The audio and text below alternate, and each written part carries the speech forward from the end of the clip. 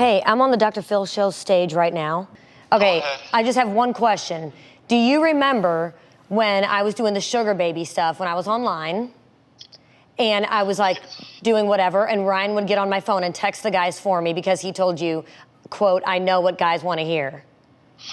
Yeah, and I said, I don't think it's a good idea. Thank you. Here's Dr. Phil.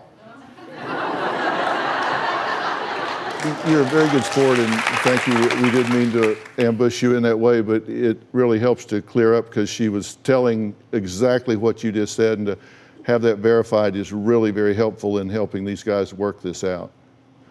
Yeah, like I said, it's going to be up to them to work things out.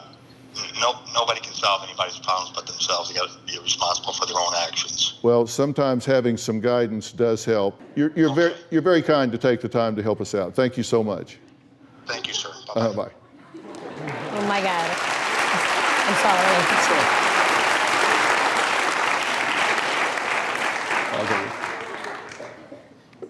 He seems like a very reasonable guy. So, who's telling the truth here? Her dad says it happened exactly the way she said it happened, and he wasn't listening to what we were saying before he verified exactly what she was saying. I know they've talked about it before the show, before we came on, but that absolutely never happened. I only have motivation to tell the truth here because I wrote into the show and I want all the help that we can get, but I can't lie. I would be lying if I told you it happened, and I don't want to lie. Yeah, you say that you didn't believe Danielle when she told you about her childhood trauma. So yeah, it was kind of in like the 11th hour of the divorce. Like everything was filed, we were going through it, and 7 years into knowing her, she had never mentioned anything about this. And I had a major life decision to make at the moment, and I completely regret having her do what I had her do, and I apologize. No, he doesn't. If you regretted that, you wouldn't have forced me to do this. I apologized over and over for having you do it. I just didn't know what else to do. At that point, I couldn't believe you. That's just like everything I was working on to work through that, all the progress I made, it like brought me back to square one.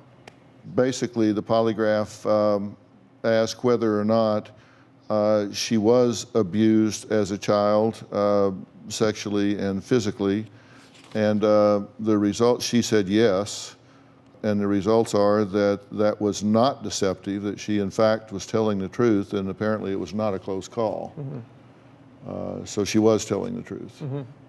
So it's like I just resent him for this, like me finally opening up and telling him this, and then he demands a polygraph test. It's like, this is just crazy.